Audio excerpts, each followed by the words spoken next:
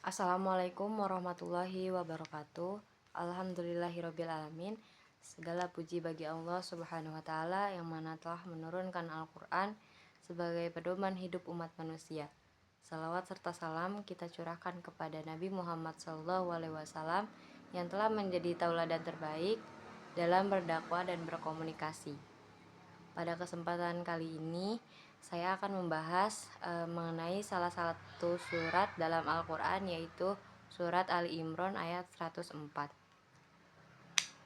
Dengan merujuk pada tafsir Al-Wajiz karya Profesor Dr. Wahbah Az-Zuhaili, serta mengaitkannya dengan prinsip dakwah dan komunikasi Islam di era sekarang.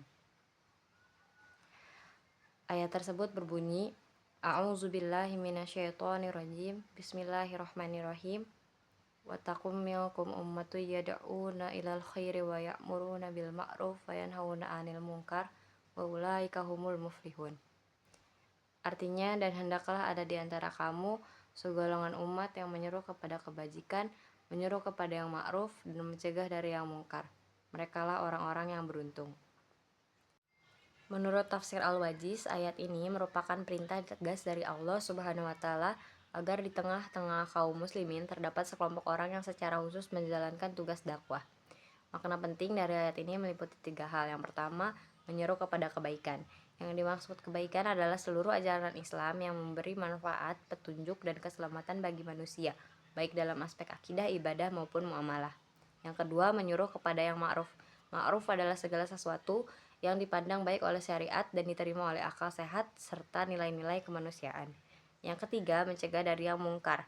Mungkar adalah perbuatan yang bertentangan dengan ajaran Islam dan nilai moral yang dapat merusak individu maupun masyarakat.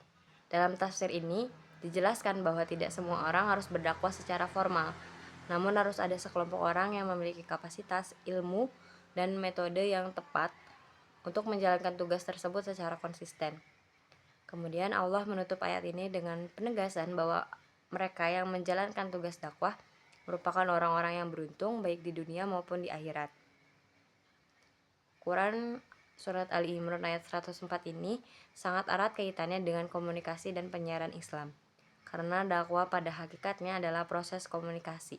Dalam konteks ini, dai berperan sebagai komunikator dan masyarakat sebagai komunikan. Pesan dakwah juga harus mengandung kebaikan, kebenaran, dan etika. Ayat ini menegaskan bahwa komunikasi dalam Islam tidak bersifat netral, tetapi memiliki tujuan moral, yaitu mengarahkan manusia kepada kebaikan dan menjauhkan dalam keburukan. Di era digital, Quran surat Ali Imran ayat 104 ini menjadi sangat relevan karena informasi saat ini menyebar dengan sangat cepat. Hoax, ujaran kebencian, maupun konten yang negatif dapat mudah ditemukan. Ayat ini mengajarkan bahwa umat Islam tidak boleh pasif, melainkan harus menyebarkan konten yang mendidik dan menyejukkan, mengajak dengan cara yang bijak dan santun, dan mencegah kemungkaran tanpa provokasi dan kekerasan verbal. Seorang muslim, khususnya yang berkecimpung di bidang komunikasi dakwah, harus menjadi agen perubahan, bukan justru penyebar kebencian atau keburukan.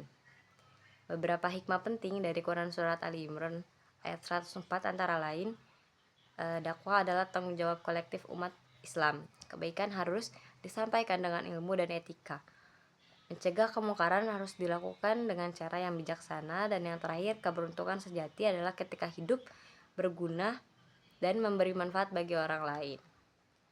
Sebagai penutup, Quran surat Ali Imran ayat 104 melalui tafsir Al-Wajiz mengajarkan bahwa dakwah dan komunikasi Islam harus berorientasi pada nilai kebaikan, kebenaran, dan tanggung jawab moral.